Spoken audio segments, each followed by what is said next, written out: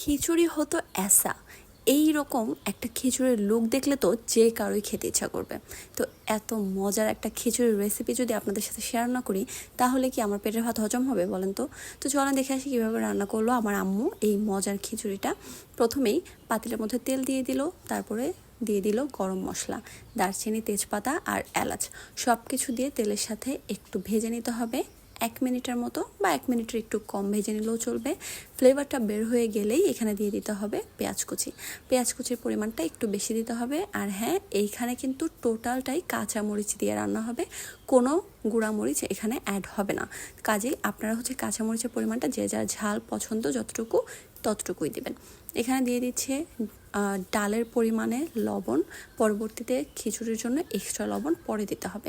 ডালের মধ্যে যদি আপনারা 2টার লবণ একসাথে দিয়ে দেন তাহলে কিন্তু ডালে লবণ বেশি হয়ে যাওয়ার সম্ভাবনা থাকবে।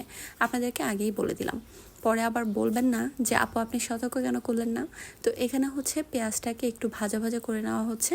তারপরে দিয়ে দেওয়া হচ্ছে রসুনের পেস্ট, পরিমাণ অনুযায়ী আদা পেস্ট, তারপর সাথেই জিরা পেস্ট। সব কিছু দিয়ে দেওয়া হয়ে গেলে এই মশলাটাকে সুন্দর মতো নাড়াচাড়া করে মিশিয়ে নিতে হবে।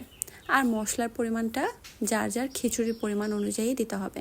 তো মশলাটাকে দেখেন তেলের সাথে সুন্দর মতো ভেজে নিয়েছে। পরবর্তীতে আর একটু তেল দিয়েছে আম্মু, মনে হয়েছিল একটু কম হয়ে গেছে। তো এখানে দেখেন শুধুমাত্র হলুদ দিতে হবে, কারণ ওই যে বললাম এখানে কোনো গুঁড়া মরিচ অ্যাড হবে না। তো হলুদ দিয়ে দিয়েছে, এখন নাড়াচাড়ার পালা।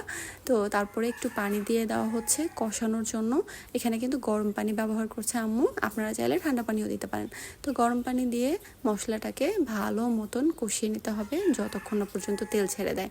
তো পানির সাথে মশলাটাকে নেড়ে চেড়ে ভালো করে মিশিয়ে দেওয়া লাগবে, যাতে মশলা কোথাও জমে না থাকে। মশলাটা কষানো শেষ, তারপরে দিয়ে দেওয়া হচ্ছে এখানে সেই ডাল। এটা কিসের ডাল বলে তো? এটা মাসকলাইয়ের অর্ধেক করা যে ডালটা, মানে ফালটা যে ডালটা, সেই ডালটা। এটা আপনারা বাজারে গেলে কিন্তু অনায়াসেই কিনে নিয়ে আসতে পারবেন, এটা কিনতেই পাওয়া যায়।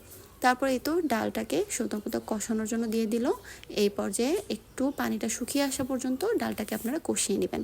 তো ডালের পানিটা শুকিয়ে এসেছে, এখন একটু নেড়ে চেড়ে এখানে দিয়ে দেওয়া হচ্ছে চাল। আর এইটা কিন্তু পোলাওয়ের চাল না, এটা এক ধরনের খিচুড়ির চাল। এটা আপনারা দোকানে গিয়ে বললেও কিন্তু আপনাদেরকে দিবে যে খিচুড়ির চাল। চিকন হবে এই চালটা, পোলাওয়ের চালের চাইতে একটু বড় হবে, কিন্তু দেখতে পোলাওয়ের চালের মতোই চিকন চিকন ছোট ছোট।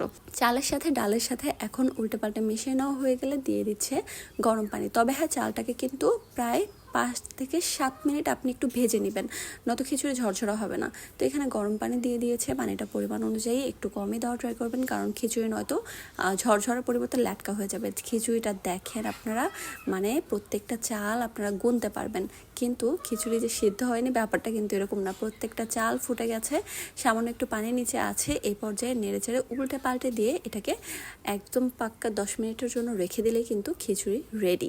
ভালো লাগলে কিন্তু শেয়ার করে পাশে থাকবেন। আর হ্যাঁ, কমেন্টে আপনাদের মতামত জানাবেন। আল্লাহ হাফেজ।